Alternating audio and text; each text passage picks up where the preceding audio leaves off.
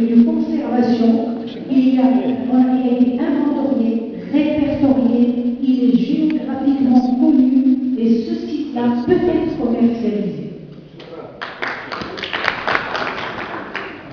هذا الانيشيتيف هذه البادره حسنه لشخص يعني كيعمل بيجي باجتهاد وبحق هذا هي هذا هو المهم هادشي اللي كنطلبوا حنا. الان نخير المتدخلين بون سي عمر يتدخل.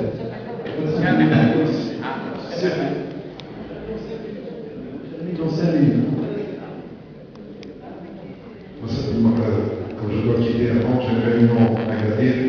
Juste je voudrais remarquer une chose qui est importante, et ça va avec ce que monsieur le professeur a dit.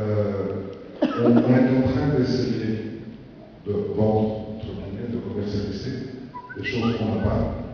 Et on risque que les choses qu'on a deviennent incommercialisables.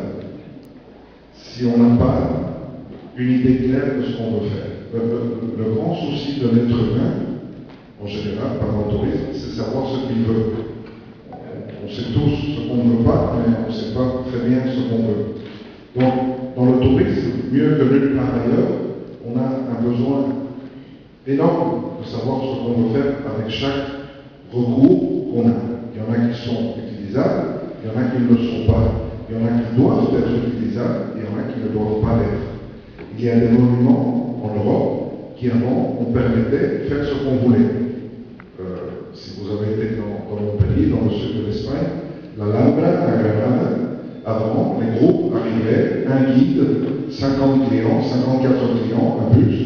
Le guide, évidemment, deuxième grand problème du tourisme, c'est qu'on croit que les touristes sont tous des imbéciles qu'on peut arnaquer.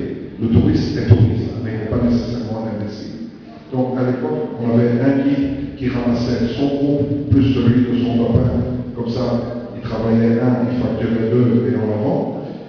Le monument de l'Alhambra a mis une limite de 30 personnes par guide. 30 personnes par guide. Si on a plus de 54 places, il faut 2 guides. Pourquoi? Parce que 30 personnes, on peut leur expliquer, à 60, on ne peut rien expliquer. On crie et puis ça. Donc, les limites sur les recours doivent être identifiées par l'exploitant de ces recours. Il doit savoir exactement combien on peut tirer de chaque chose. Et c'est une chose que je veux vous dire, j'en ai parlé l'autre jour avec Mme Le Wali. Avant tout ça, avant de mettre tout ça en place, il y a un besoin au Maroc, et moi je le connais parce que je suis un amant du Maroc, ça fait 35 ans que je travaille sur le Maroc, je suis voisin, je suis juste de l'autre côté de la rive de la Méditerranée. Il y a un très très grand besoin de communiquer à tous les joueurs du tourisme et aux non-joueurs du tourisme, au peuple marocain en général, que le tourisme c'est l'affaire de tous. Mais de tous. Du premier au dernier. Du gardien de voiture au bonhomme de la boutique, au celui qui vend les tapis, à celui de tout le monde. Et avec ça, on arrivera peut-être un jour à que les gens se rendent compte qu'il est moins cher de ne pas jeter un sac en plastique que de le ramasser. Parce que l'impression qu'a un touriste, quand il sort de Ouarzazate vers Axe, si vous avez fait la route récemment, c'est la plus grande décharge de sacs de plastique que j'ai vue de ma vie. Pourquoi on réclame, hein? Ça a toujours été comme ça. Mais pourquoi on réclame à l'ONLT, à M. Zwieten, qui nous apporte des touristes, pour leur montrer les sacs en plastique? Non, ils vont mieux les mettre chez eux. D'abord, on va nettoyer nos sacs en plastique, et puis on va amener des touristes. On va recenser les gravures rupestres et les grottes, et puis on va amener des gens pour leur montrer. Et s'il n'y en a que 15 qui peuvent rentrer par jour, ben il n'y en a que 15. Il ne faut pas en mettre 50 s'il n'y en a que 15. C'est un travail de génération, excusez-moi. Oui.